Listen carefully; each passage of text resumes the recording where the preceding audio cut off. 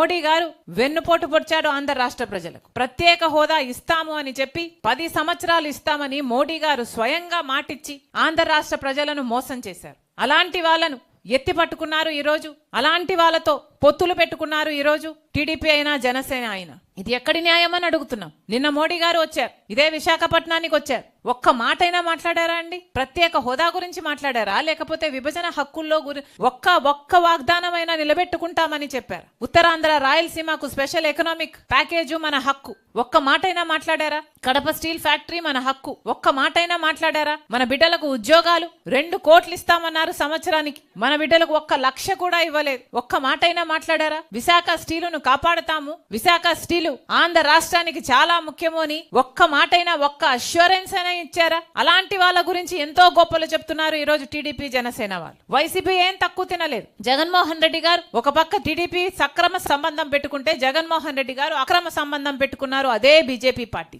ఈరోజు జగన్మోహన్ రెడ్డి గారిని ప్రశ్నిస్తున్నాం. మోడీ గారు మన రాష్ట్రానికి వచ్చారు, ఒక్క మాట ప్రత్యేక హోదా గురించి మాట్లాడలేదు, విశాఖ స్టీల్ గురించి ఒక్క మాట అష్యూరెన్స్ ఇచ్చి పోలేదు. మరి ఎందుకు ఊరుకున్నారు అని అడుగుతున్నాం. ఎంతమంది దళితులు మీకు ఓట్లేశారు? మీకు గొప్పగా చెప్పుకుంటున్నారు కదా మీకు పర్సెంటేజ్ వచ్చింది, ఎంత పర్సెంటేజ్ వచ్చింది అని. వాళ్ళలో దళితులు లేరా? ఎస్టీలు లేరా? బీసీలు లేరా? వాళ్ళు ఓట్లేస్తే కదా మీకు ఆ మాత్రమైనా వచ్చింది. మరి ఓట్లు వేపించుకొని కూడా రాజశేఖర రెడ్డి గారి వారసుడు అయ్యుండి కూడా అదే బీజేపీ పార్టీతో ఎందుకు అక్రమ సంబంధం పెట్టుకున్నారని అడుగుతున్నాం. ఈ రోజు వరకు కూడా అక్రమ సంబంధం కొనసాగుతూనే ఉంది కదా. రాజశేఖర రెడ్డి గారు ప్రతి సందర్భంలోనూ బీజేపీ పార్టీని వ్యతిరేకించిన వారు. ఎందుకంటే బీజేపీ పార్టీ ఒక మతతత్వ పార్టీ కాబట్టి. ఎందుకంటే బీజేపీ పార్టీ మతం పేరుతో, కులం పేరుతో చిచ్చు పెట్టాలి, ఆ మంటలో చలి కాచుకోవాలి. ఇదే బీజేపీ పార్టీకి తెలిసిన రాజకీయం కాబట్టి. బీజేపీ పార్టీ సిద్ధాంతం దేశ సంపదనంతా దోచిపెట్టి అదాని లాంటి వాళ్ళకి పంచిపెట్టారు. అందుకని రాజశేఖర రెడ్డి గారు వ్యతిరేకించారు. బీజేపీ అనుసరిస్తున్న వ్యవహారం ప్రభుత్వ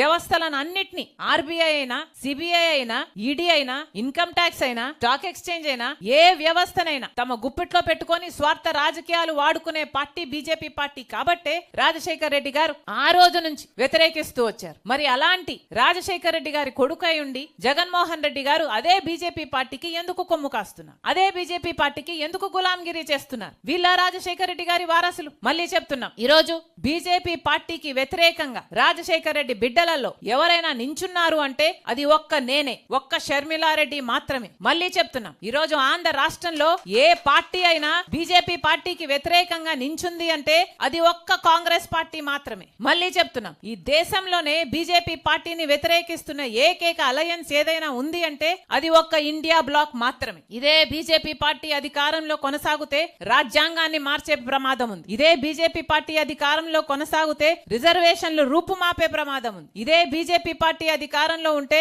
దేశ సంపదను మొత్తం అదాని లాంటి వాళ్లకు దోచిపెట్టే ప్రమాదం ఉంది. మన దేశాన్ని రక్షించుకోవాలంటే ఈరోజు కాంగ్రెస్ పార్టీ అవసరం. రాజ్యాంగాన్ని రక్షించుకోవాలి అంటే ఈరోజు కాంగ్రెస్ పార్టీ అవసరం. మహాత్మా గాంధీని, అంబేద్కర్ గారిని గౌరవించే పిలుపు. అందుకే చెప్తున్నాం, మళ్ళీ ఒకసారి డిమాండ్ చేస్తుంది కాంగ్రెస్ పార్టీ. ఇంత ఘోరంగా అంబేద్కర్ గారిని అవమానించిన బీజేపీ అయినా, అమిత్ షా అయినా క్షమాపణలు చెప్పాలి. అమిత్ షా గారు రాజీనామా చేయాలని, రాజీనామా చేయకపోతే మోడీ గారు ఆయన మంత్రివర్గం నుంచి తొలగించాలని డిమాండ్ చేస్తుంది కాంగ్రెస్ పార్టీ.